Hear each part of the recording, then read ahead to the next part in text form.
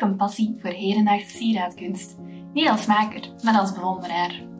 Tijdens mijn opleiding kunstwetenschappen groeide die fascinatie, maar tegelijkertijd merkte ik hoe onbekend deze kunstvorm eigenlijk is in België.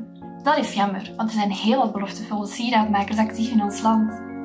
Met de Vocatiobeurs wil ik hier verandering in brengen en daarom creëer ik dit najaar een tentoonstelling met het werk van jonge Belgische sieraadmakers. Vocatio geeft me de kans om mij professioneel te ondersteunen, terwijl ik ook mijn eigen curatoriële vaardigheden kan aanscherpen. Een win-win dus.